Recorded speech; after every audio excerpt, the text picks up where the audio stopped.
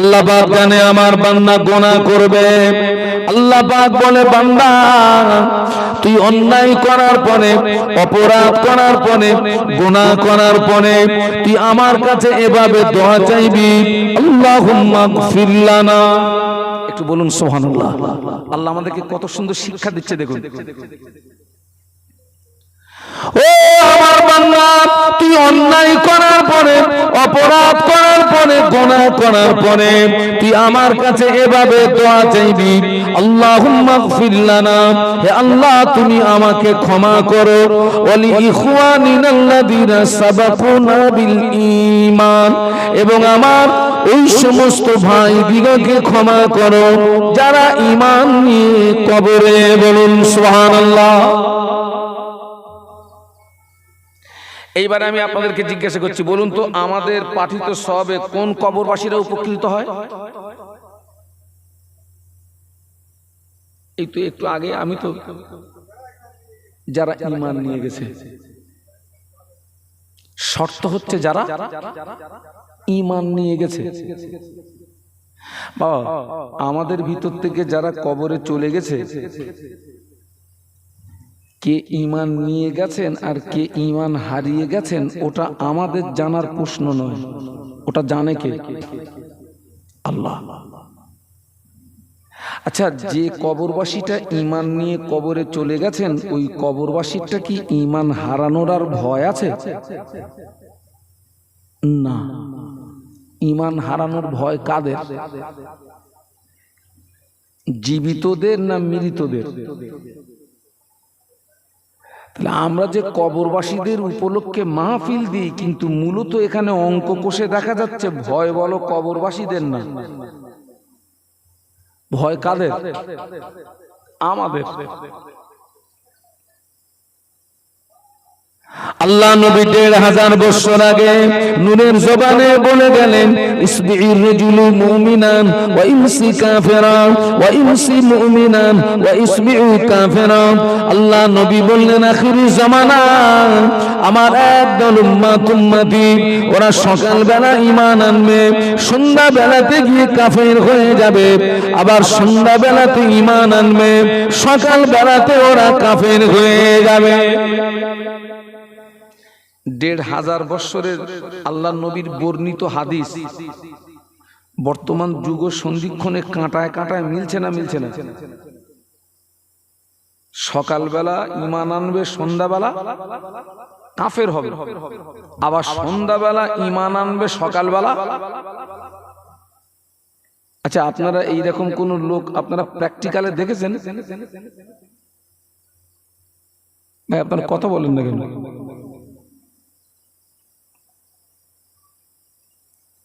আহা, আল্লাহ নবী ১৫০০ বছর আগে একদিন আক্ষেপের সঙ্গে দোয়া করেছিলেন, আল্লাহ পাক আমার উম্মতি দিগকে যেন ১৪০০ হিজরিটা না দেখতে হয়, কেননা ওই হিজরিটা, ওই যুগটা, ওই জমানাটা এত ভয়াবহ জমানা হবে, হাতের তালুতে আগুন রাখা যত না কষ্ট হবে, তার চেয়ে আরো বেশি কষ্ট হবে ঈমান নিয়ে বেঁচে থাকা।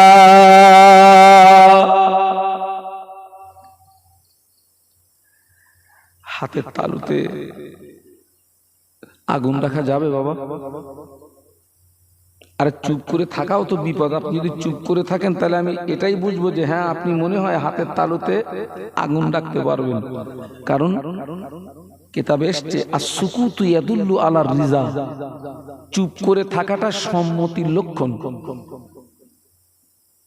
কখনোই আমরা হাতের তালুতে আগুন রাখা আমাদের দ্বারা কাঠ পুড়ে পুড়ে দলা দলা দলা দলা আগুন বার হয়, ওই আগুনের দলা যদি একটা হাতের তালুতে তুলে দেওয়া হয় রাখা যাবে না। আল্লাহ নবী বলেছেন আখিরি জামানা তার চেয়ে আরো বেশি কষ্ট হবে ঈমান নিয়ে বেঁচে থাকা। আপনার ঈমান যদি ঠিক থাকে, নামাজের দাম আছে, রোজার দাম আছে, হজের দাম আছে, দান খয়রাতের দাম আছে, তাসবিহ তিলাওয়াতের দাম আছে। ঈমান যদি ঠিক না থাকে বাবু, আমলের মূল্য নাই। আচ্ছা, আমরা একটা সত্যি কথা বলি তো, আমরা এই ইমানি জায়গায় মজবুত না দুর্বল? আপনাদের কি কোনো কথা বলতে কোনো অসুবিধা আছে নাকি?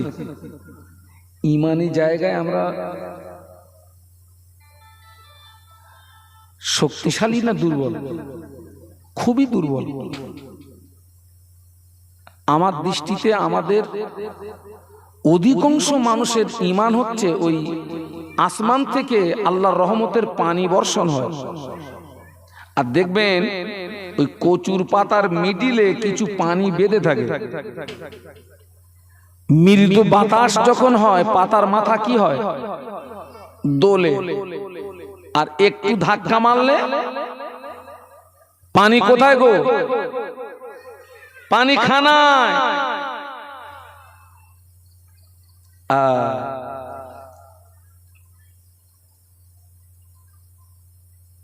এখান থেকে 20 বছর, 30 বছর, 40 বছর আগে অধিকাংশ মসজিদ ছিল কাঁচা, কিন্তু মুসল্লিদের ঈমান ছিল পাকা।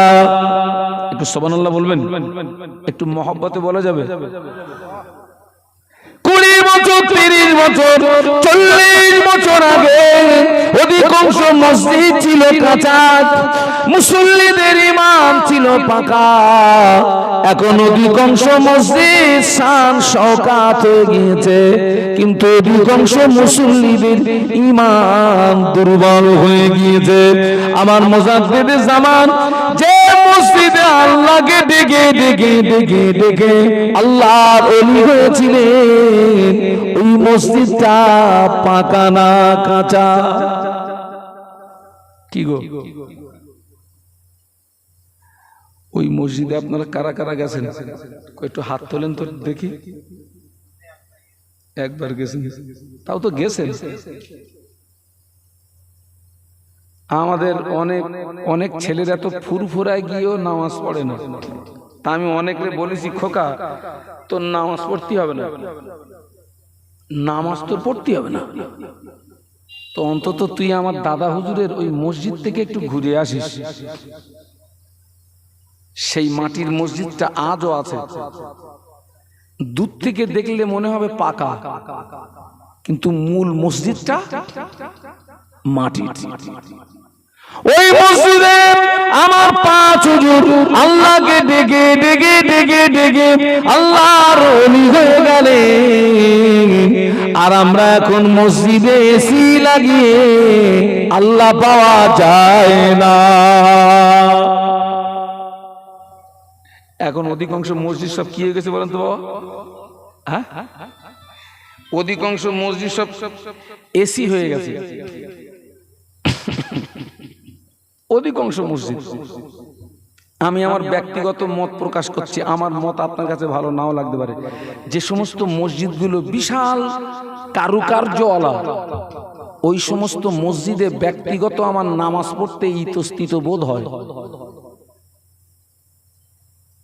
প্রশ্ন জাগতে পারে, কারণ এখন যে সমস্ত নব নির্মিত মসজিদ, যেগুলো নতুন নতুন মসজিদ তৈরি হচ্ছে, অধিকাংশ মসজিদে সব মারা পাটির টাকা।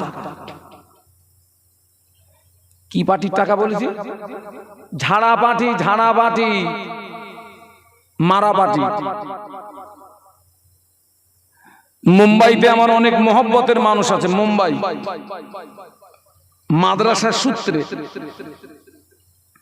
রাজস্থানে আমার অনেক মহব্বতের মানুষ আছে। এই আমি এখান থেকে কয়েক মাস আগে আমি একটা মাহফিল করলাম, রাজস্থানে মাহফিল করলাম। তো বলছে হুজুর 550 ওই যে আপনার মুম্বাই বললাম, রাজস্থান বললাম, তারা সব সোনার কাজ করে, সোনার কাজ। তো বলছে হুজুর 550 গ্রাম সোনা মেরে দিয়ে বেরিয়ে গেছে। কতটা? 550 গ্রাম সোনা। এখন সোনার ভরি হচ্ছে 71,000 টাকা ভরি। এখন বর্তমান 550 গ্রাম সোনার দাম কত চাচা? বেরিয়ে গেছে। এইবারে ও বাড়ি এসে চিন্তা করতেছে এ মাল পাক করবো কি করে। ঝাড়া টাকা হারাম না হালাল? একটু জোরে বলেন না। এখন ও চিন্তা করতেছে এ ঝাড়া মাল পাক করবো কি করে। বাড়ি এসে দেখে মসজিদের দোতলায় কাজ হচ্ছে, তো জুমার দিনে কালেকশন হচ্ছে। টাইলস বসাবে, পাথর বসাবে, 5 লাখ টাকা খরচ। তো ওই মোটামুটি ইমাম সাহেব আউ করে কোন রকমে 1 লাখ টাকা উঠেছে, আর 4 লাখ উঠতেছে না। ও বসে বসে চিন্তা করতেছে 550 গ্রাম মাল মেরিয়ে এনেছি, এ মাল তো পাক করতে হবে। বলতেছে আমি বাকি আছে কলা, ওটা আমি দিয়ে দেবো। আর আমরা তখন কি করি, পাছায় বাঁশ দিয়ে তকবির মারি, অমুক 4 লাখ। খারাপ লাগতেছে নাকি? বাস্তব বলছি, একদম বাস্তব বলছি। এখান থেকে কদিন আগে একটা মাহফিল করলাম, সে জায়গার নাম এখন আমি বলবো না, কারণ এইসব হচ্ছে না, এ তো সারা পৃথিবী ছড়িয়ে যায়। বলতেছে হুজুর আমরা নতুন একটা মসজিদ করেছি, বাজেট রেখেছি 1 কোটি। কত? 1 কোটি টাকা। আর আমাদের বসিরহাটের ভিতরে এমন একটা মসজিদ আছে, সেই মসজিদ সংস্কার করতে গিয়ে মনে হয় এ পর্যন্ত 4 থেকে 5 কোটি টাকা খরচ হয়ে গেছে। 4 থেকে 5 কোটি টাকা বসিরহাট সাব ডিভিশনের ভিতরে।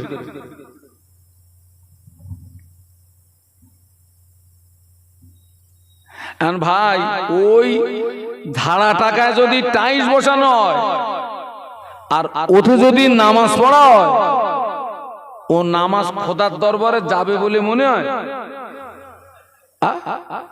4 ইমামের এক ইমাম ইমামে আযম আবু হানিফা রাহমাতুল্লাহ আলাইহি, আল্লাহ পাক তাকে 70 বছর হায়াত দিয়েছিলেন। ইমামে আযম আবু হানিফা রাহমাতুল্লাহ আলাইহি 70 বছরের ভিতরে 55 বার হজ করেছিলেন। সুবহানাল্লাহ বলুন।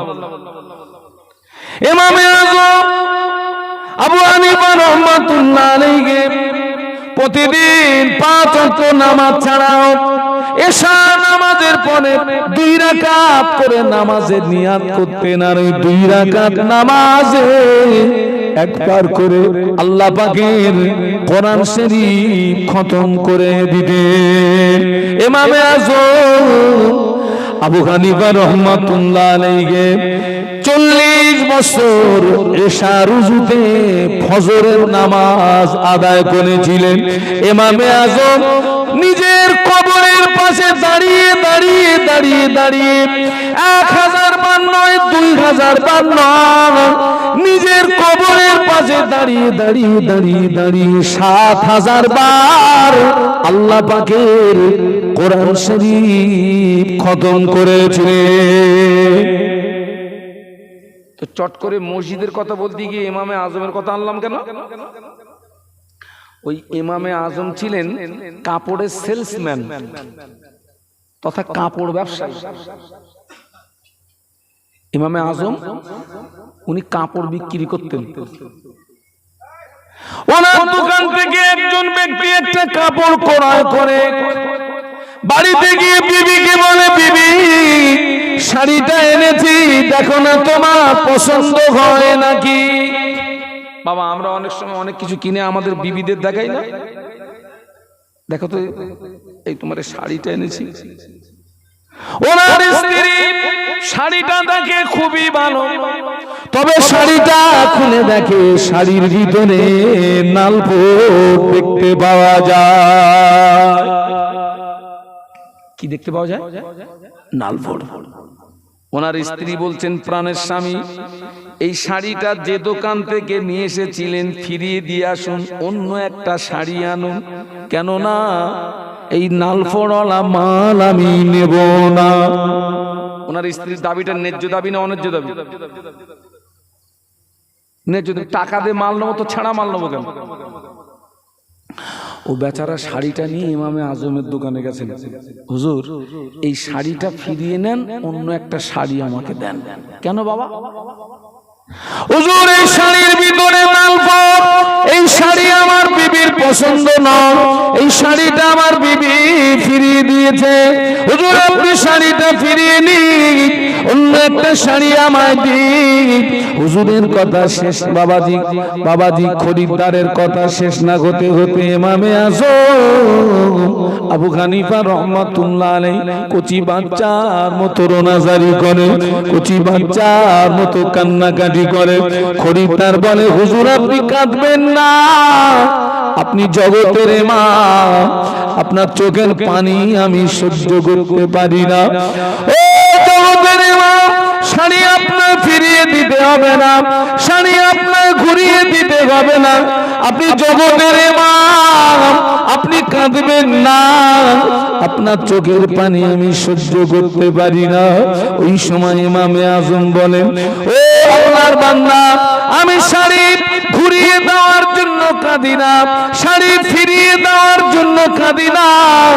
কান্নার কারণ হলো ওই শাড়ির ভিতরে লালপট থাকার কারণে তোমার বিবির যদি অপছন্দ হয়, তোমার বিবি যদি শাড়িটা ফিরিয়ে দিয়ে থাকে, কিয়ামতের দিন আল্লাহ যদি আমায় ডেকে বলে, ইমামে আজম তোর নামাজে নালফোর, তোর রোজায় নালফোর, তোর হজে নালফোর, তোর দান খায়রাতে নালফোর, ইমামে আজম আমি আল্লাহ তোর ইবাদত ফিরিয়ে দিলাম। ওই চিন্তায়, ওই ভয়ে আমার চোখের পানি গড়িয়ে যায়।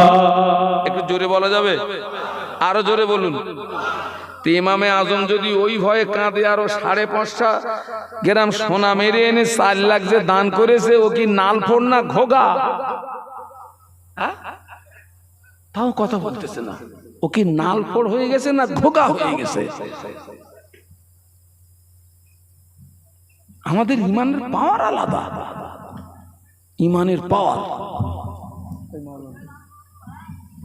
একবার দরুদ শরীফ, আল্লাহুম্মা, পানি খাবো, আমার কাশি আছে তো, গরম পানি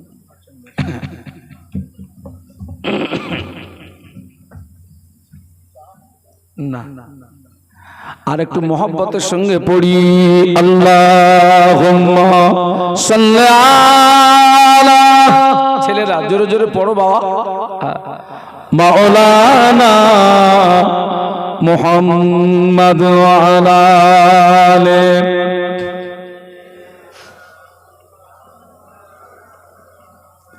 নৌকার মাঝি পার করে দে, দেরি করিস না, যাব আমি জিয়ারতে সোনার মদিনায়। আল্লাহুম্মা সাল্লি আলা,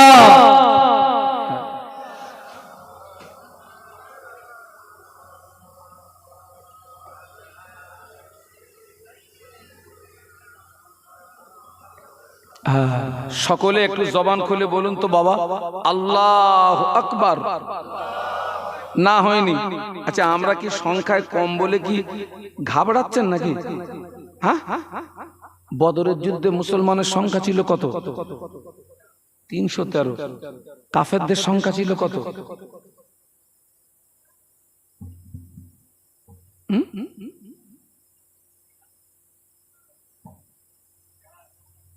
কি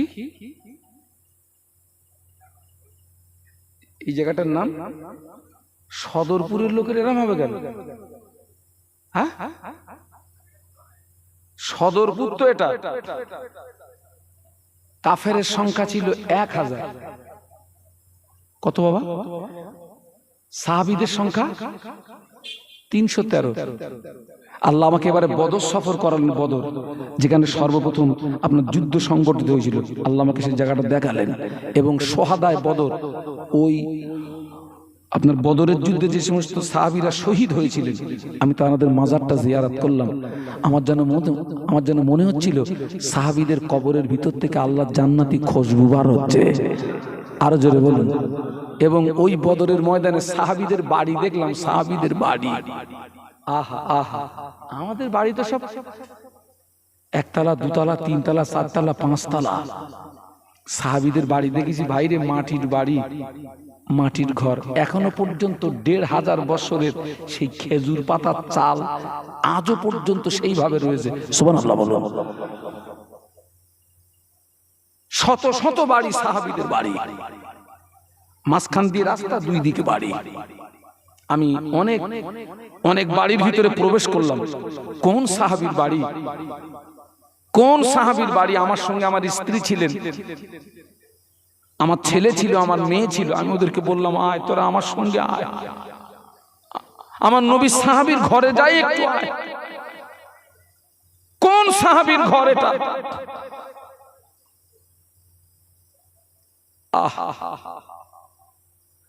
বদরের যুদ্ধে ওই ৩১৩ জয়ী হয়েছিল না হেরে গিয়েছিল?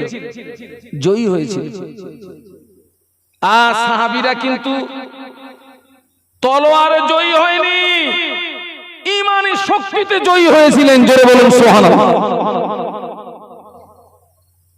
একটু জবান খুলে বলুন আল্লাহু আকবার। আর একটু আওয়াজ তুলুন, বলুন আল্লাহু আকবার। আল্লাহ খুশি হন, আল্লাহকে ডাকলে আল্লাহ খুশি হন। আমার যদি কেউ বারবার বলে ও হুজুর, ও হুজুর, ও হুজুর, সন্তুষ্ট হব না রাখবো? কি সন্তুষ্ট হব? বারবার ঘ্যান ঘ্যান করলে সন্তুষ্ট হব? বান্দাকে ডাকলে বান্দা রেগে যায়, আর আল্লাহকে না ডাকলে আল্লাহ রেগে যায়। সুবহানাল্লাহ বলবেন না? আরো জোরে বলুন। কবিতার ভাষায় বলছেন, হার হামেশা দেনে কে ও তৈয়ার হে, সর্বক্ষণ দেওয়ার জন্য তিনি প্রস্তুত। তিনি মিন্স আল্লাহ। जो ना মাঙ্গে উসসে ও বেজার হে, যে চায় না সে তার থেকে বঞ্চিত হয়। একটু জোরে জোরে কলেমার জিকির, লা ইলাহা ইল্লাল্লাহ। আচ্ছা, এই জায়গাটা কি কবর? এই জায়গাটা নরম। একটু জোরে জোরে জিকির, লা ইলাহা ইল্লাল্লাহ।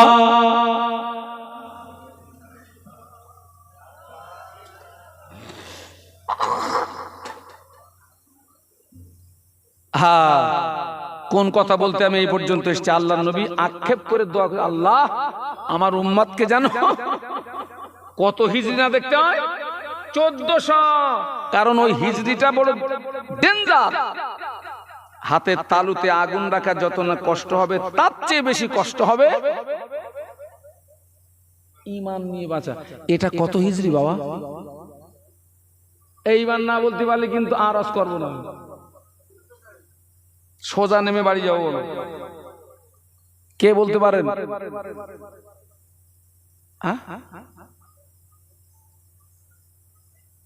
কি 1400?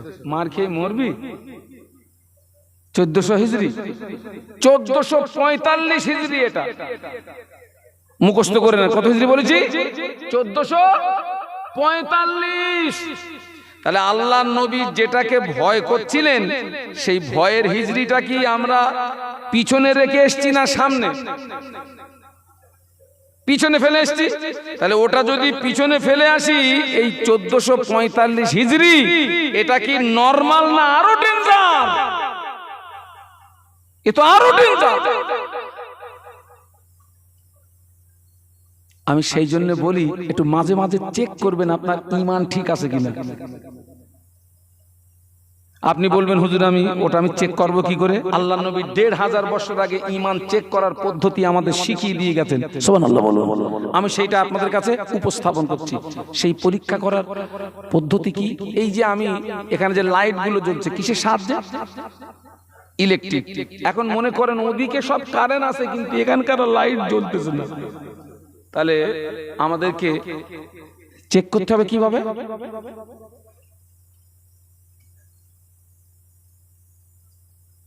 টেস্টার। খোকা টেস্টার মারবি কোথায়? তারে, যেখানে তার ফলস টলস আছে ওই জায়গায় টেস্টারের মাথা মারো। যদি লাইনে কারেন্ট থাকে তোমার টেস্টারের পাশা কি হবে? জ্বলবে। আর যদি না থাকে, আল্লাহ নবী ১৫০০ বছর আগে বলে গেলেন, আল্লাহর কোন বান্দা, আল্লাহর কোন বান্দি একটা নেকির কাজ করেছে, নেকির কাজ করার পরে মনে মনে যদি তৃপ্তি পায়, আল্লাহর কোন বান্দা, আল্লাহর কোন বান্দি একটা গুনার কাজ করেছে, গুনার কাজ করার পরে মনে মনে যদি কষ্ট হয়, আমি আল্লাহ নবী বলছি ওই ব্যক্তিটার ভিতরে ঈমান আছে। এটা সুবহানাল্লাহ বলেন, আরো জোরে বলেন। আরেকবার বলছি, নেকির কাজ করার পরে মনে যদি কি পাওয়া যায়? তৃপ্তি। গুনার কাজ করে যদি কষ্ট, তাহলে জানবাল তারে কারেন্ট আছে। আল্লাহ নবী বললেন, আল্লাহর কোন বান্দা, আল্লাহর কোন বান্দি একটা নেকির কাজ করেছে, মনে তৃপ্তি পাচ্ছে না। আল্লাহর কোন বান্দা, আল্লাহর কোন বান্দি একটা গুনার কাজ করেছে, মনে কষ্ট হচ্ছে না। আল্লাহ নবী বললেন ওই ব্যক্তিটার ভিতরে ঈমান নেই। কথা বুঝতে পেরেছেন বাবা? নেকির কাজ করে তৃপ্তি পাচ্ছে না, গুনার কাজ করে কষ্ট হচ্ছে না। জানবেন লাইন আউট। আই খোকা, এই আমার দিক তাকা, বাড়ি গিয়ে একটু টেস্টার মারবি। আজ এখানে জন্য মারিস, বাড়ি গিয়ে শুয়ে শুয়ে মারবি, টেস্টার মেরে দেখবি।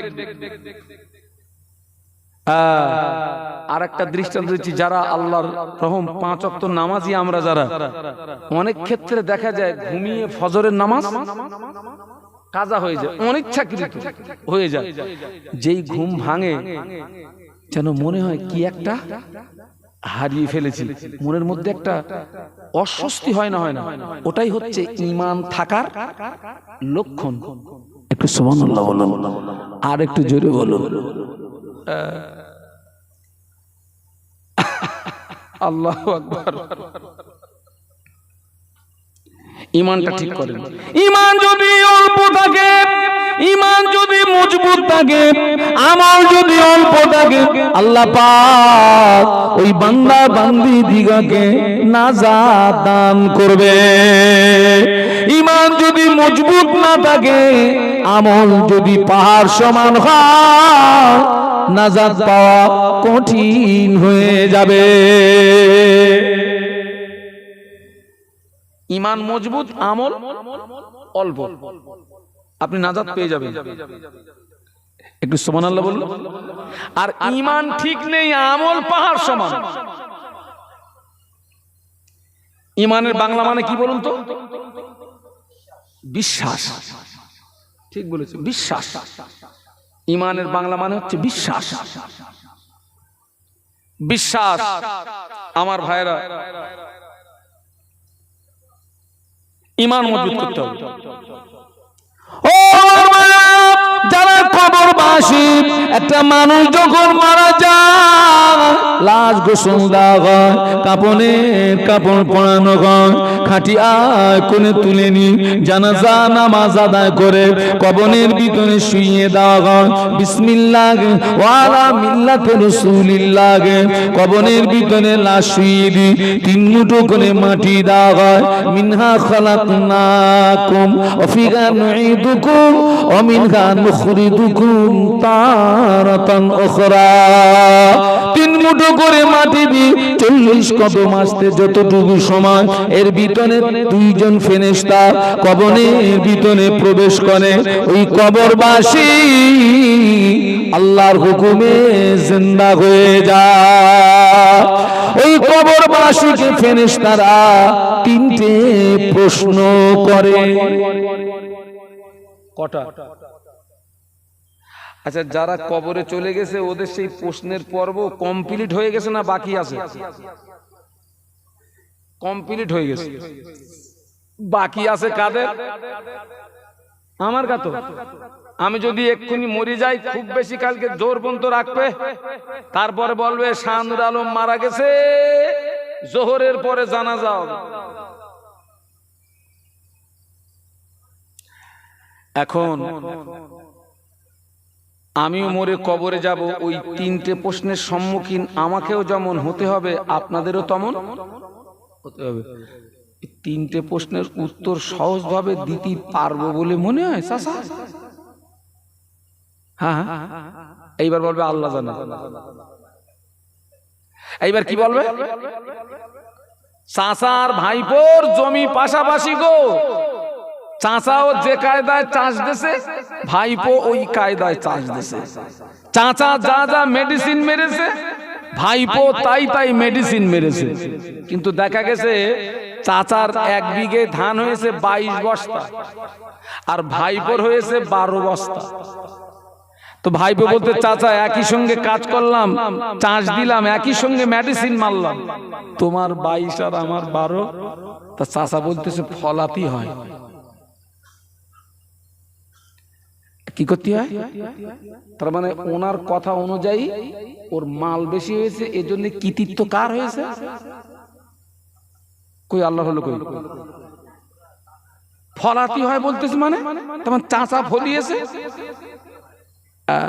আর তারপরের বছর পুরো উল্টো, এবারে ভাইপোর 22, চাচার 12। বলতে চাচা এবার তো বলতেছে আল্লাহ দেয়নি, তা কি করব? ওরে সিটিং বাস, যখন মাল বেশি হয় তখন কৃতিত্ব তোমার, আর মাল যখন কম হয় তখন আল্লাহ দেয়নি, তা কি করব? এরম কথা হয় না? হয় না? আপনাদের এদিকে হয়তো হয় না। তাহলে ওই তিনটে প্রশ্নের সম্মুখীন আপনাদেরও হতে হবে, আমারও। 1 নম্বর প্রশ্ন হবে আমার রব্বুকা, তোমার রব কে? নামাজ আল্লাহর হুকুম। আজ আমার সমাজে অনেক মুসলমানের ছেলেরা আছে সারা বছরে 2 দিনের বেশি নামাজ পড়ে না। অনেক মুসলমানের ছেলেরা আছে দাঁড়িয়ে দাঁড়িয়ে পেশাব করে পানি নেয় না। অনেক মহিলারা যে পেশাব করে পানি নেয় না।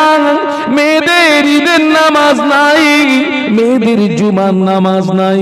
সমাজে অনেক নারী আছে সারা বছরে আল্লাহর জমিনে একটা সেজদা দেয় না।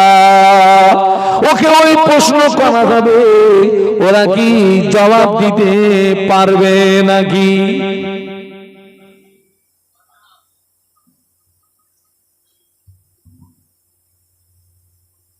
এত মাহফিল হচ্ছে খোকা, আমার কিন্তু বয়স বেশি না, তোরা তো আমার খুব ভালো চিনিস।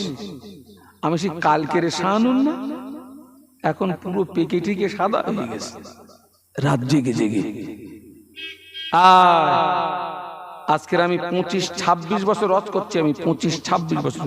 আমি পড়ার লাইফের আগ থেকে মাহফিল করি, আমি তখনও মাদ্রাসায় ভর্তি হইনি। আমার আব্বা ওয়াজ করতেন, আমি আব্বার সঙ্গে তাল বেলেম হয়ে যেতাম। আমার চাচা ওয়াজ করতেন, আমার দাদু ওয়াজ করতেন, সেখান থেকে আমি ওয়াজ করি। আজকে তো ঘুরে ঘুরে দেখছি এত মাহফিল হচ্ছে বাবা। আমার তো মনে হয় কেউ যদি একটা হেলিকপ্টার কিনে দিত আমার, মানে এই 4 চাকায় 2টোর বেশি জলসা করা যাচ্ছে না, মানে টাইম মেনটেনেন্স করা যাচ্ছে না। একটা হেলিকপ্টার হলে এখান থেকে ওয়াজ করে হুক করে উড়ে আরেক জায়গায় পড়লাম, সেখানে খানিকক্ষণ বলে আবার ওখান থেকে আরেক জায়গায় মেরে দিলাম। তোরা যদি পারিস একটা হেলিকপ্টার কিনে দিস আমার, উড়িয়ে যাবো। এত মাহফিল হচ্ছে, এখনো মুসলমানের ছেলেরা দাঁড়িয়ে পেশাব করে, আছে না নেই? পেশাব করে পানিটুকু নেয় না। অথচ কবরের আযাব সবচেয়ে বেশি হয় পেশাব থেকে না বাঁচার কারণে। এখানে দেখছি অনেক যুবক, দেখছি তোদের 2টো পায়ে ধরে বলতেছি, খবরদার দাঁড়িয়ে যেন পেশাব করবি নি, পেশাব করে পানিটা নিবি। পানি যদি না পাস অন্তত একটু কি করবি? কুলুপ করবি।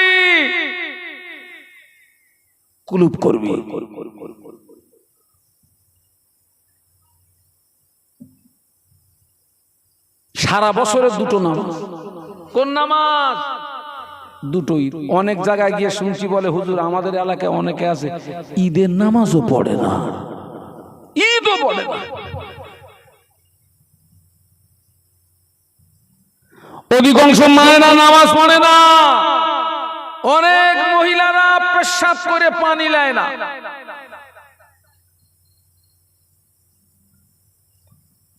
নামাজ পড়তে গেলে 1 নাম্বার শর্ত হলো শরীর পাক।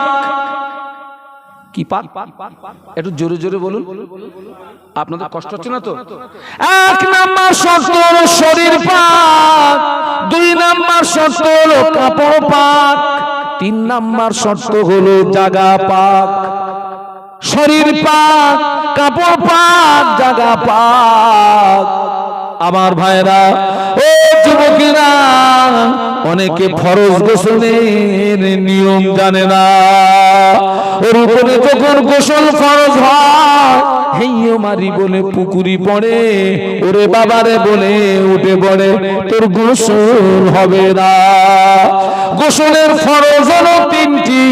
1 নাম্বার ফরজ হলো গড়গড়া সহ কুল্লি করা, 2 নাম্বার হলো নাকের নরম মাংস পর্যন্ত পানি পৌঁছানো, 3 নাম্বার হলো সমস্ত শরীরটা উত্তম রূপে একবার ধৌত করা। 3টে ফরজ যদি আদায় না হয়, তোর গোসল হলো না, শরীর তোর পাক হলো না। ওই অবস্থায় যদি নামাজে দাঁড়িয়ে যাস, তোর নামাজ হবে না।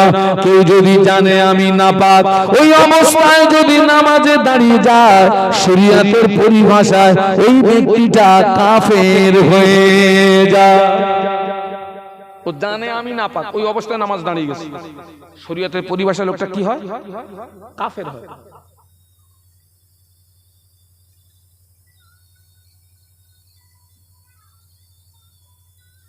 ও যুবকেরা, 40 দিন অন্তর দুটো জায়গা লোম সাফ করবি।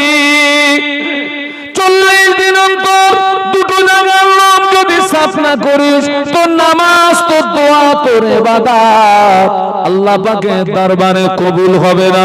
একটি হলো বগলের লোম, দ্বিতীয় হলো নাভির নিচের লোম। এই 2 জায়গার লোম হলো অপ্রয়োজনীয় লোম। 40 দিন অন্তর যদি সাফ না করিস, তোর ইবাদত, তোর দোয়া কবুল হবে না।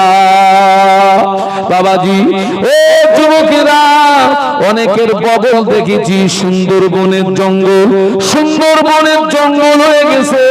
আমার চিন্তা হয় ওর শোরুমের অবস্থা যদি এই হয়, বেটার গোডাউনের অবস্থা কি?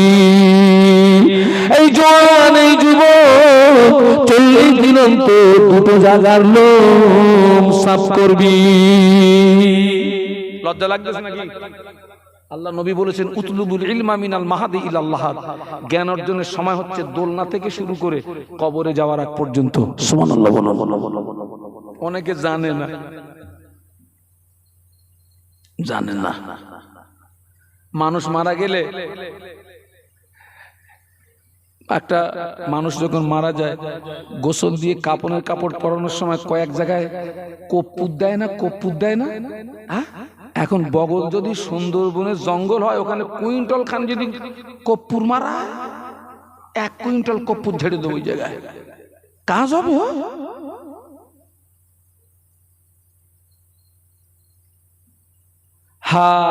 সারা বছরে দুটো নামাজ। জুমার নামাজ পড়ে না, 5 ওয়াক্ত নামাজ পড়ে না। মদিনার মসজিদে নববী শরীফে আযান হয়ে গেল। মদিনার মসজিদে নববীর মুয়াজ্জিন হাফসি বেলাল মদিনার মসজিদে নববীতে যখন আযান দিতে, হাফসি বেলালের আযানের আওয়াজ আল্লাহ পাকের আরশ মুআল্লাতে পৌঁছে যেত। একটু জোরে বলা যাবে? আর একটু জোরে বলা যাবে? আজান হয়ে গেছে। বাবা, আমরা নবীরে ভালোবাসি তো বাপ, আপনিও ভালোবাসেন, আমিও।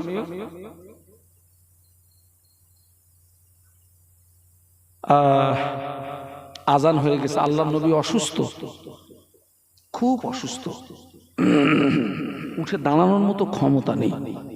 এত অসুস্থ। মাসটা হচ্ছে সফর মাস। কি মাস? সফর মাস। অসুস্থ, মসজিদে আজান হয়ে গেছে, সাহাবীরা সব মসজিদে এসছেন। সাহাবীরা এসছেন ঠিকই, কিন্তু ওরে বাবা, এ তো খেলি তো নাড়ি বুড়ি সব বেরিয়ে যাবে খোকা। হালকা উষ্ণ গরম, হালকা হালকা। সাহাবীরা এসছেন ঠিকই, কিন্তু নামাজ শুরু করতে পারছেন না। কেন? নবী আসেনি। আল্লাহর নবীর অবর্তমানে কোন সাহাবী নবীর অনুমতি ছাড়া ইমামতির জায়গায় দাঁড়াতে পারবে? বাপ পারবে? এ কি আমরা মাগরিবের নামাজ হচ্ছে মজলিসে, তো একটা বড় আলেম আছে, তো বলছে হুজুর একটু ইমামতি করে দেন, তো হুজুর যেতে চাচ্ছে না। ওই ইমামতির জায়গাটা শক্ত না কঠিন? না না, সহজ না কঠিন? কঠিন। নিজের নামাজ ঠিক হয় কি তার ঠিক নেই। যারা আমার পিছনে দাঁড়াবে সব মুসল্লিদের দায়িত্ব আমার, তো বড় আলেম যেতে চাচ্ছে না, পিছনের কাতারে ছোট হুজুরটা লাপা ইমামতি করবে। তাই ছোট হুজুর কি করতেছে? লাপা ইমামতি করবে। সাহাবীরা এসছেন কিন্তু নামাজ শুরু করতে পারছেন না। আল্লাহ নবী বলেছেন আসহাবিকা নুজুম, আমার এক একজন সাহাবী এক একটা তারকার সমতুল্য। নবী বলেছেন আমার যে কোনো একজন সাহাবীকে অনুসরণ করবে হেদায়েত পেয়ে যাবে। একটু জোরে বলুন। কিন্তু কোন সাহাবী ইমামতির জায়গায় কে যাবে? সাহস আছে কার? সাহাবীরা 10 মিনিট, 20 মিনিট, আধা ঘন্টা ইন্তজার করলেন, সাহাবীরা অপেক্ষা করলেন। আল্লাহ নবী আসছেন, এবার ওই স্বাভাবিক পানি আসছেন না। অনেকক্ষণ ইন্তজার করার পরে হাফসি বেলাল রাদিয়াল্লাহু আনহু আল্লাহ নবীর হুজরা শরীফের ভিতরে চলে গেলেন। আল্লাহ নবীর হুজরা শরীফের ভিতরে চলে গিয়ে আল্লাহ নবীকে সালাম দিয়ে বলেছিলেন ইয়া রাসূলুল্লাহ, হাবিবাল্লাহ, না মানুষেরা নামাজের জন্য ইন্তজার করছে, মানুষেরা নামাজের জন্য অপেক্ষা করছে। আল্লাহ নবী বললেন বাবা বেলাল চলে যাও, মুর আবা বকরিন ফালিউসাল্লি বিন নাস, ও বাবা বেলাল চলে যাও, আমার আবু বকরকে গিয়ে বলো আমার আবু বকর যেন মানুষের নামাজটাকে পড়িয়ে দেয়। আমি অসুস্থ, আমি যেতে পারবো না বাবা। কাকে গিয়ে বলো? আবু বকরকে গিয়ে বলো নামাজটা পড়িয়ে দিতে বলো না। আল্লাহ নবী কথাটি যেই বললেন, কথাটি শুনতে পেয়েছেন আম্মা আয়েশা, আল্লাহ নবীর ছোট স্ত্রী, আমাদের ছোট আম্মা আবু বকর সিদ্দিক রাদিয়াল্লাহু আনহুর কন্যা, আমাদের আম্মা জান আল্লাহ নবীর নূরের বদনের দিকে চেয়ে বলেছিলেন ইয়া রাসূলুল্লাহ, হাবিবাল্লাহ, হুজুর আমার আব্বা জানকে ইমামতির জায়গায় দাঁড় করাবেন না। আমার আব্বা জান নরম দিলের মানুষ, আমার আব্বা জানের মনটা বড় নরম। আমার আব্বা জানকে যদি ইমামতির জায়গায় দাঁড় করিয়ে দেন, আমার আব্বা জান আপনাকে না পেয়ে কেঁদে ফেলবে, আমার আব্বা জান আপনাকে না পেয়ে রোনাজারি করবে। হুজুর এই দায়িত্বটা আপনার অন্য কোন সাহসী সাহাবীকে দিন। আল্লাহ নবী আবার বললেন না, ও বাবা বেলাল চলে যাও, মুর আবা বকরিন ফালিউসাল্লি বিন নাস, আমার আবু বকরকে গিয়ে বলো আমার আবু বকর যেন মানুষের নামাজটাকে পড়িয়ে দেয়। যাও একবার দরুদ শরীফ আল্লাহুম্মা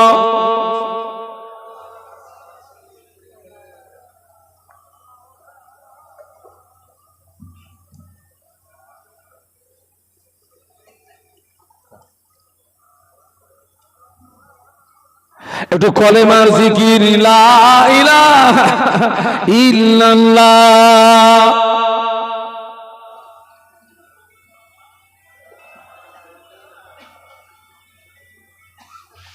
মুহাম্মাদুর রাসূলুল্লাহ আল্লাহুম্মা। ছেলেরা জোরে জোরে পড়ো বাবা।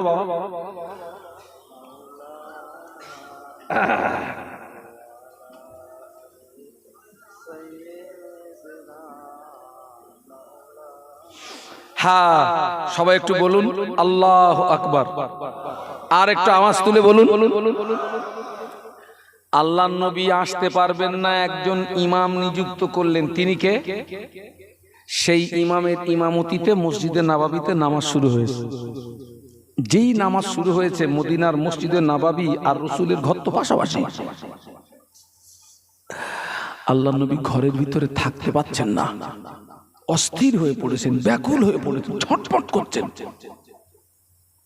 আল্লাহর নবী দুইজন সাহাবীকে ডাকলেন। একজন হচ্ছেন আলী, আর একজন হচ্ছেন আব্বাস। আব্বাস রাদিয়াল্লাহু আনহু হলেন আল্লাহর নবীর কে? চাচা। আর আলী কাররামাল্লাহু ওয়াজহাহু জামাই না? আল্লাহ নবী ডাকলেন, ও বাবা আলী, ও বাবা আব্বাস, আমার হুজরাতে আসো। দুইজন সাহাবী আল্লাহ নবীর হুজরা শরীফের ভিতরে আসলেন। আল্লাহ নবী দুই সাহাবীর কাঁধের উপরে ভর করে আল্লাহ নবী মসজিদে আসছিলেন। আল্লাহ নবী এত দুর্বল, সাহাবীদের কাঁধের উপরে ভর করার পরেও আল্লাহ নবীর কাদাম মোবারক দুটো জমিনে ঘেঁষে নিয়ে যাচ্ছিল। আল্লাহ নবীর কাদাম মোবারক দুটি জমিনে নিগড়িয়ে যাচ্ছিল। ওই অবস্থায় আল্লাহ নবী মসজিদে আসলেন। সাহাবীরা নামাজের ভিতরে আল্লাহ নবীকে দেখতে পেয়ে কোন সাহাবী সুবহানাল্লাহ পড়লেন, আলহামদুলিল্লাহ পড়লেন, আল্লাহু আকবার পড়লেন। আবু বকর সিদ্দিক রাদিয়াল্লাহু আনহু ইমামতির জায়গা থেকে বুঝতে পেরেছেন আল্লাহ নবী মসজিদে চলে এসেছেন। ও যুবকেরা, ও জওয়ানেরা, আল্লাহ নবীকে আগিয়ে দাও। আবু বকর হুজুর ইমামতির জায়গা থেকে পিছিয়ে আসলেন। আল্লাহ নবী অসুস্থ শরীরে শুধু নামাজ পড়েন না, আল্লাহ নবী মদিনার মসজিদে নববী শরীফে বসে বসে বসে বসে সাহাবীদের নিয়ে নামাজের ইমামতি করেছিলেন।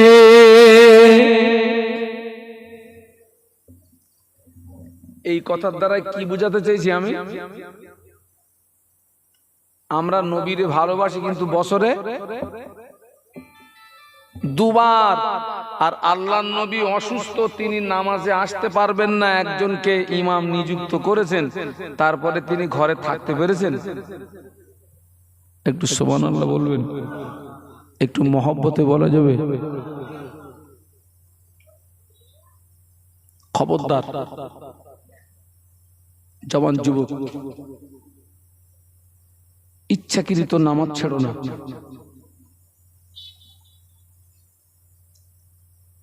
ইচ্ছাকৃত নামাজগুলো ছাড়বে না। যদি কোনো কারণবশত নামাজ কাজা হয়ে যায়, দিনের কাজাটা দিনে আদায় করে দেবেন। কারণ কি জানেন? আপনি কাজা নামাজগুলো যদি জমিয়ে রাখেন, দেখা যাবে জীবনের শেষে কাজা নামাজের পাহাড় হয়ে গেছে। কাজা হয়ে গেলে দিনের কাজা দিনে আদায় করে দেবেন। তা না হলে দেখা যাবে জীবনের শেষে কাজা নামাজের পাহাড় হয়ে গেছে। আগে আমরা ঘটে 10 পয়সা 20 পয়সা করে রাখতাম না বাবা, আর ঘটে বছরের শেষে সেটা কি হতো? মোটা অঙ্কের একটা টাকা হতো। জুমার নামাজ পড়ে না একটা দিন। সদরপুরের হাল কি কথা, আমার মনে হয় এখানকার ছেলেরা আল্লাহর রহমে ভালো, এরা আল্লাহর কোন বান্দা বিনা কারণে পরস্পর 3টে জুমা যদি ছেড়ে দেয়, কটা 3টে জুমা যদি ছেড়ে দেয়, ওই ব্যক্তির নামটা মুসলমানের খাতা থেকে কেটে মুনাফিকের খাতায় লেখা হয়। মুনাফিকের ঠিকানা কোথায়? আল্লাহর কোরআন সাক্ষী দিয়েছে, ইন্নাল মুনাফিকিনা ফিদ দারকিল আসফালি মিনান নার। মুনাফিকের ঠিকানা হলো জাহান্নামের নিম্নতম স্তর। ও যুবকেরা, জাহান্নাম কতটা ডিপ হবে, জাহান্নাম কতটা গভীরতা। আল্লাহ নবী একদিন সাহাবীদের নিয়ে বসেছিলেন। হঠাৎ আল্লাহ নবী সাহাবীদের দিকে চেয়ে বললেন, ও আমার সাহাবীরা, তোমরা কি কোনো আওয়াজ শুনতে পেয়েছো? না ইয়া রাসূলুল্লাহ, কিসের আওয়াজ? আল্লাহ নবী বলেছিলেন, ও আমার সাহাবীরা, আল্লাহ পাক জাহান্নামের উপর থেকে একটা পাথর ছেড়ে দিয়েছেন। ওই পাথরটা এই মুহূর্তে জাহান্নামের নিচে গিয়ে পৌঁছানো আমি রাসূলুল্লাহ ওই পাথরের আওয়াজ শুনতে পেয়েছি। আল্লাহ নবী বলেছিলেন, ও আমার সাহাবীরা, জাহান্নামের উপর থেকে বড় একটা পাথর যদি ফেলে দেওয়া হয়, ওই পাথরটা জাহান্নামের নিচে পৌঁছাতে 70 বছর সময় লাগবে। একটু বলুন আল্লাহু আকবার। জাহান্নামের উপর থেকে বড় একটা পাথর যদি ফেলে দেওয়া হয়, ওই পাথরটা জাহান্নামের নিচে পৌঁছাতে 70 বছর টাইম নেবে। যারা বিনা কারণে পরস্পর 3টে জুমা ছেড়ে দেবে, ওদের ঠিকানা হবে ওই 70 বছরের গর্ত। বলুন নাউযুবিল্লাহ, একটু জোরে বলুন। ফিরে এসো বাবা।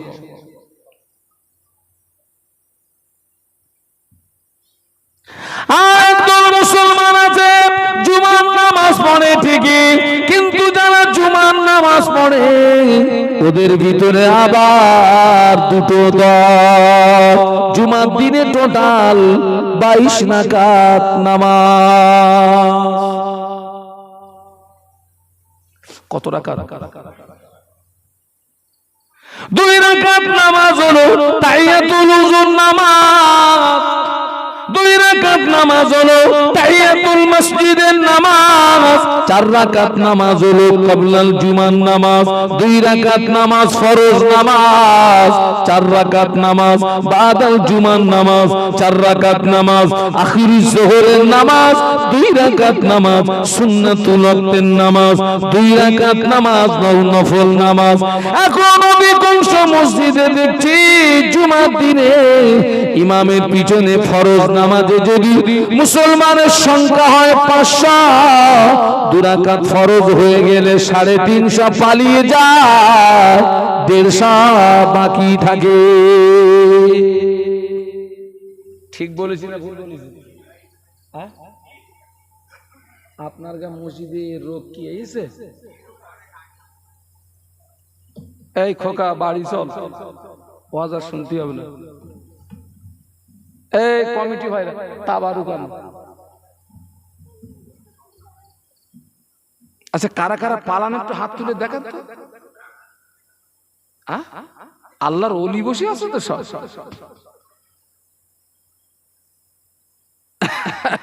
আমি অনেক জায়গায় বলেছি, খোকা জুমার দিনে মসজিদে তালা মেরে দে। তালাটা মারতে বলেছি কখন জানেন? যখন সব মসজিদে ঢুকে গেছে, এইবার তালা মার। কেন মার? আমরা আমাদের ছোট ছোট ছেলেদেরকে জুমার দিনে মসজিদে নিয়ে যাই না? যাই না? যাই তো। ওই ছেলেটা দেখছে ওর বাপ 2 রাকাত পড়ে পালাচ্ছে, ওর চাচা 2 রাকাত পড়ে পালাচ্ছে, ওর দাদু 2 রাকাত পড়ে পালাচ্ছে। ও কিন্তু আমাদের দেখে শিখছে। ও মনে করবে জুমার দিনে মনে হয় 2 রাকাতের বেশি আর। তা আমাদের জীবন তো খায় করে ফেলেছি। ওই সোনার টুকরোদের জীবনটা যেন নষ্ট না, ওই জন্য তালা মার। টোটাল পড়বি, তালা খুলবো, মার তালা, মেন গেটে তালা মেরে। একজন বলতেছে, হুজুর তালা মারতে বলতেছেন যদি কারোর পেশাব লাগে, তার মানে ওর ভিতর দিয়েও কিন্তু বেরোনোর রাস্তা খুঁজতেছে। উরির মধ্যে ওর পেশাব লাগতেছে, ওর তার মানে ও বেরোবে যে কোনো ভাবে।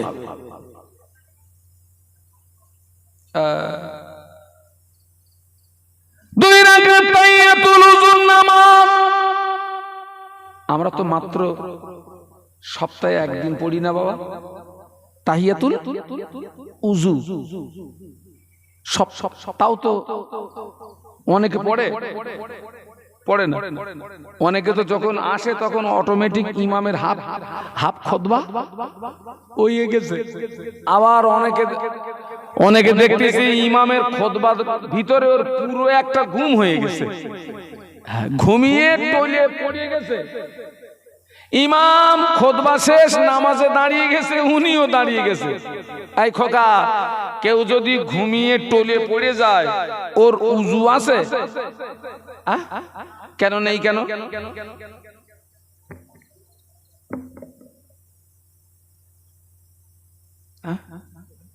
তা বললে হবে না।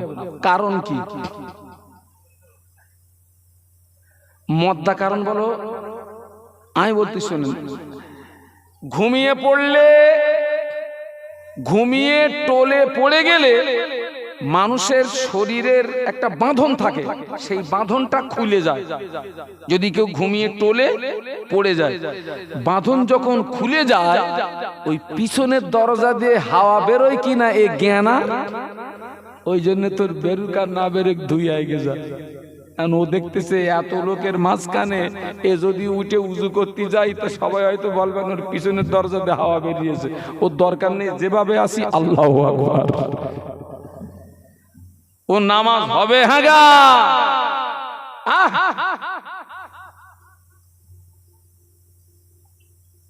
দুই রাকাত নামাজ, তাহিয়াতুল উযু নামাজ। ও যুবকেরা, এই নামাজটার কত দাম দেখো। আল্লাহ নবী এই মাসটার নাম হলো মাহে রজব। একটু সুবহানাল্লাহ বলুন, একটু জোরে বলেন না। এটা কি মাস? এই রজব মাসে বিশ্ব নবীর সঙ্গে আল্লাহ পাকের দিদার নসিব হয়। এই রজব মাসে বিশ্ব নবীর সঙ্গে আল্লাহ পাকের দিদার নসিব হয়। মেরাজের রাতে আল্লাহ পাক আমাদের নবীকে জান্নাত দেখিয়েছিলেন। আল্লাহ নবী জান্নাত পরিদর্শন করছিলেন। আল্লাহ নবীর সঙ্গে জিবরাইল আমিন আলাইহিস সালাম ছিলেন। আল্লাহ নবী জান্নাত পরিদর্শন করছি, নবীর সঙ্গে জিবরাইল আমিন আলাইহিস সালাম।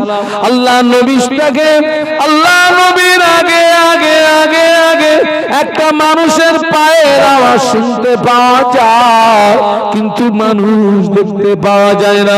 আল্লাহ নবী জিজ্ঞাসা করলেন, ইয়া আখি জিবরাইল, ও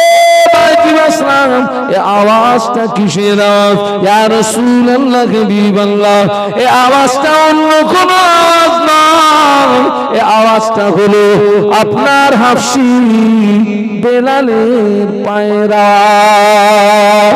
আল্লাহ নবী বললেন, জিবরাইল, আমি তো বেলালকে দুনিয়ায় দেখে এসেছি, পায়ের আওয়াজটা জান্নাতে আসলো কি করে? আল্লাহ নবী বেলালকে ডাকলেন, ও বেলাল, কি ইবাদত করো বাবা, কি আমল করো বাবা? আমি রাসূলুল্লাহ, আমি জান্নাতের ভিতরে তোমার পায়ের আওয়াজ শুনতে পেয়েছি। বেলাল রাদিয়াল্লাহু আনহু আল্লাহ নবী নূরের বদনের দিকে চেয়ে বলেছিলেন, ইয়া রাসূলুল্লাহ, হাবিবাল্লাহ, হুজুর ইবাদত তেমন কিছু করতে পারি না, আমল তেমন কিছু করতে পারি না, তবে আমি সর্বক্ষণ পবিত্র হারাতে থাকার চেষ্টা করি। হুজুর, আমার উযু নষ্ট হয়ে গেলে সঙ্গে সঙ্গে উযু করে নিয়ে আমি 2 রাকাত তাহিয়াতুল উযু নামাজ আদায় করে নি। আল্লাহ কোরআনে বলেছেন, ইন্নাল্লাহা ইউহিব্বুত তাওয়াবিনা ওয়া ইউহিব্বুল মুতাতাহহিরিন। আল্লাহ পাক তওবাকারীকে বড় ভালোবাসে, আর আল্লাহ পবিত্রতা অর্জনকারীকে বড় ভালোবাসে।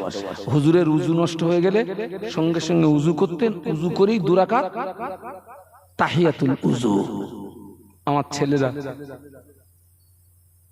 খবরদার এই নামাজটা যেন ছেড়ো না। আল্লাহ আমাদেরকে তৌফিক দিন, বলুন আল্লাহুম্মা আমিন।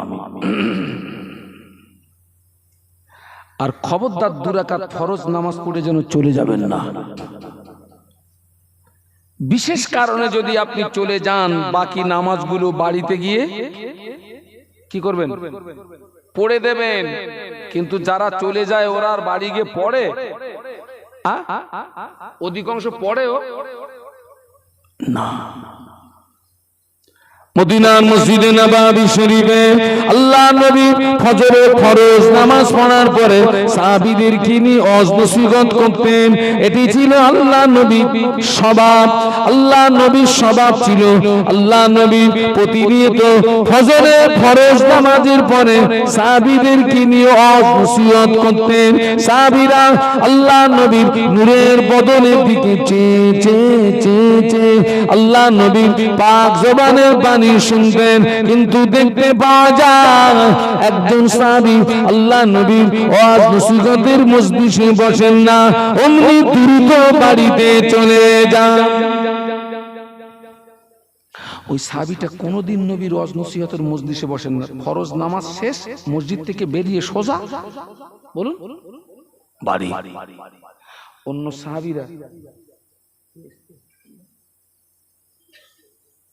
অন্য সাহাবীরা ওই সাহাবীর ব্যাপারে নবীর কাছে নালিশ দিলেন, হুজুর আপনার অমুক সাহাবী এই 2 রাকাত ফরজ নামাজ পড়ে চলে যায়, আপনার ওয়াজ নসিহত শুনে না।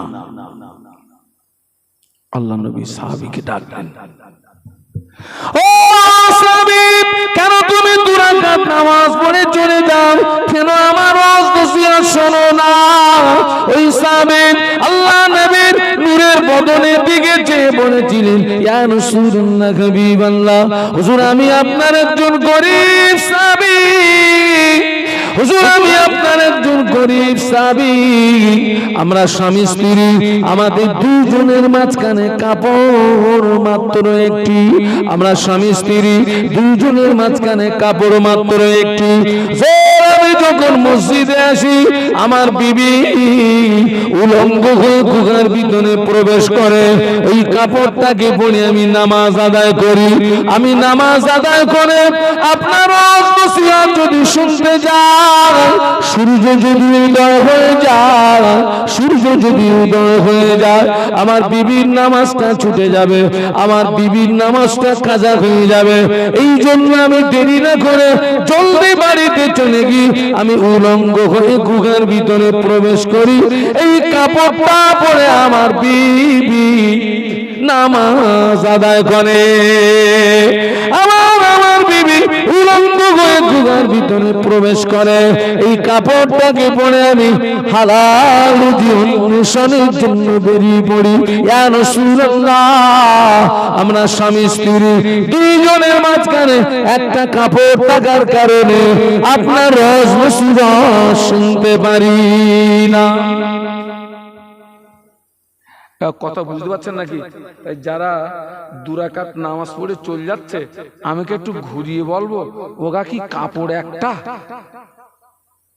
যে ইনি গেলে ওই কাপড়ে ওনার বিবি জোহর পড়বে?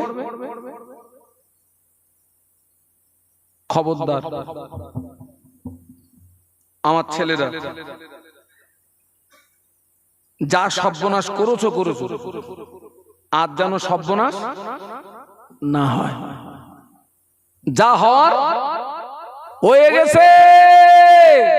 এই খোকা, কালকে তো জ্যান্ত অবস্থায় সকাল হবে, গ্যারান্টি দিতে পারবি খোকা?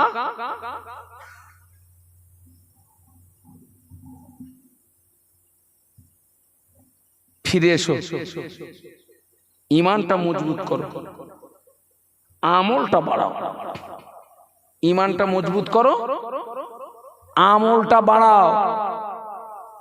হ্যাঁ, সেই বক্তব্য শুরুতে বলেছিলাম,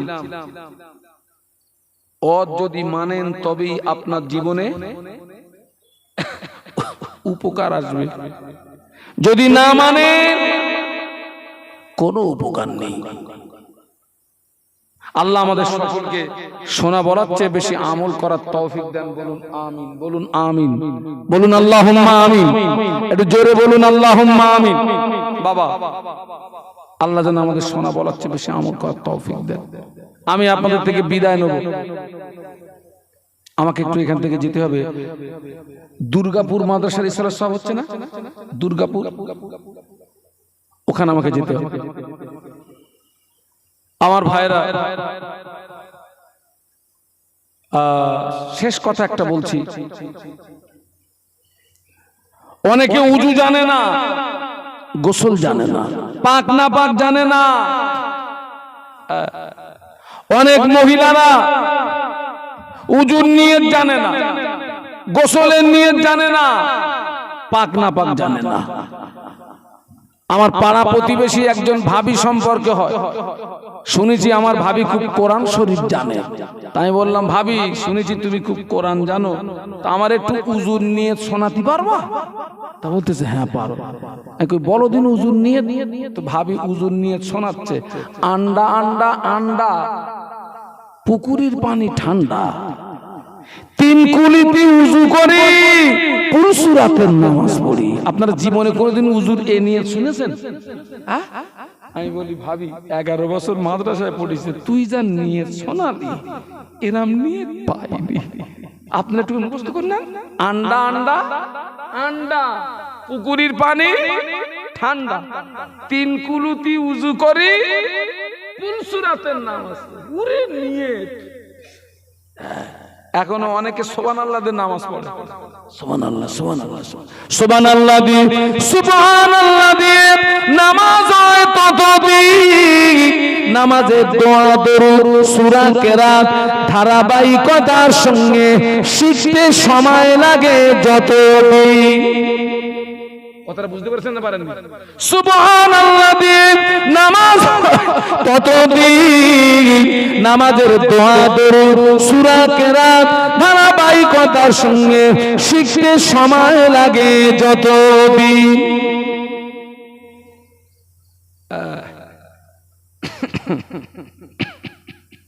আল্লাহু আকবার। নামাজ পড়তেছে, হঠাৎ কারেন্ট চলে গেছে, তা বলতেছে এই যা। ও নামাজ হবে? নামাজের ভিতরেই বলো, কারেন্ট চলে গেছে, তা কি বলতেছে এই যা, নামাজ হবে? হ্যাঁ বাবা, সেই জন্য আমি যে মাহফিলে যাই আমার কাছে একটা কিতাব থাকে। কিতাবটা হচ্ছে আমার মুজাদ্দিদে জামানের প্রধানতম খলিফা কে? সবাই বলুন কে? আল্লামা বড় মাওলানা রুহুল আমিন রহমাতুল্লাহ। হুজুর ছিলেন 18,000 হাদিসের হাফেজ। সুবহানাল্লাহ বলবেন না? আর একটু জোরে বলেন, কত হাজার গো? 18,000। হুজুর বলে গেলেন, আমার কিতাব যার ঘরে থাকবে আমি রুহুল আমিন তার ঘরে রয়ে গেলাম। একটু জোরে বলুন সুবহানাল্লাহ। বাবা, এতে আল্লামা হুজুর সুন্দর করে লিখেছেন উজুটা কি করে করবেন, গোসলটা কি করে করবেন, আপনি যখন নামাজে দাঁড়াবেন কিভাবে দাঁড়াবেন। অনেকে নামাজে দাঁড়াতে জানে না, নামাজে যখন দাঁড়াবেন নজরটা কোন দিকে থাকবে, রুকুতে যখন যাবেন নজরটা কোন দিকে থাকবে, সিজদায় যখন যাবেন নজরটা কোন দিকে থাকবে, সিজদায় যখন যাবেন আগে কপাল যাবে না নাক যাবে, অনেকে জানে না। সিজদায় যখন যাবেন নজরটা কোন দিকে থাকবে। আচ্ছা, এই এতগুলো মানুষ একটু বলুন তো, সিজদায় যখন যাব নজরটা কোন দিকে থাকবে?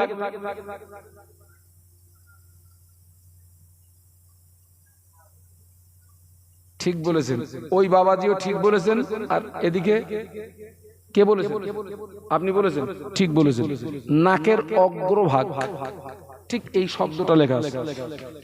নাকের অগ্রভাগ বলতে সিজদা। তো আল্লামা হুজুর দুহাত দিয়ে কিতাব লিখে গেলেন, এর প্রিন্ট আছে 70 টাকা, আমি এটা 50 টাকা করে বিক্রি করি। উদ্দেশ্য সিলসিলার খেদমত। আর আল্লামা হুজুরের কিতাব যদি বিক্রি করি তার রুহানি একটা দোয়া পাবো না পাবো না? রুহানি দোয়া। বাবা, আল্লাহ আমাদেরকে যে সম্মান দিয়েছেন ওসিলা হচ্ছেন আল্লামা হুজুর রহমাতুল্লাহ আলাইহি। আমরা যেখানে মাহফিলে যাই, বসিরহাটের আলেম শুনলে অন্য জেলার আলেমরা আমাদের দিকে ভয় পায়। বসিরহাটের আলেমের নাম শুনলে কিছু থাক আর না থাক ভয়টা পায়। কারো সিরাই বলুন তো? আর আল্লামা হুজুরের এলাকার আলেম বাবা অত সহজ নয়।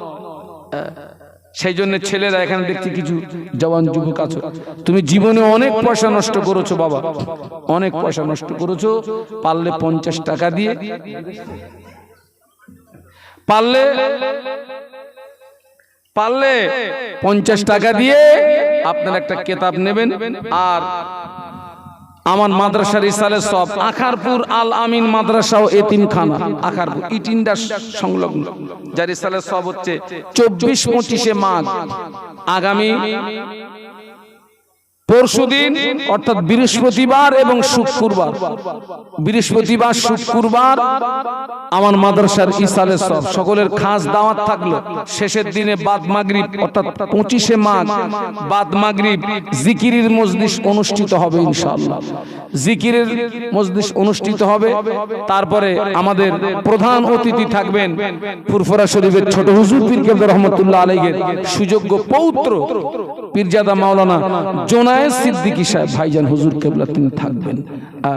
তো আপনাদের সকলকে খাস দাওয়াত দিচ্ছি, পারলে যাবেন, আর যদি না যেতে পারেন একটু দোয়া করবেন, দোয়া করবেন আল্লাহ পাক মাদ্রাসা ইসালে সব যেন কবুল করেন। একটু বলুন আল্লাহুম্মা আমিন, জোরে জোরে বলেন আল্লাহুম্মা আমিন। এই মিডিয়া ভাই, তোমাদের দাওয়াত দোয়া আছে না? আমার আছে তো? যদি ওই দিন না পাই, এরপরে যদি সামনে কোনদিন দেখি তো মাইক খুলে মারবো, মাইক খুলে মারবো, মাইক খুলে। আমি আপনাদের কাছ থেকে বিদায় নিচ্ছি, আপনারা সকলে যাবেন, সকলে যাবেন। দরুদ শরীফ আল্লাহুম্মা। মাওলানা সাহেব, হেজবুল্লাহ সাহেব, আমার একটু তাড়া রয়েছে বাপ, তুমি একটু কম খাও, তাড়াতাড়ি মাহফিলে এসো। আমার ছোট ভাইয়ের মতো আলহাজ মাওলানা হেজবুল্লাহ সাহেব ভাই আমাকে খুব ভালোবাসে, আমিও ভাইকে খুব ভালোবাসি। হ্যাঁ, আমার ভাই একটু তোতলা, আমি একটু তোতলা, একটু কথা বেঁধে বেঁধে যায়, আল্লাহর মিল আছে ভালো। তো ভাই রে, আমি আমার 10টায় যাওয়ার কথাই দুর্গাপুর মাদ্রাসায়, ভাই তোমার আর নাস্তা করতে হবে না, তাড়াতাড়ি এসো।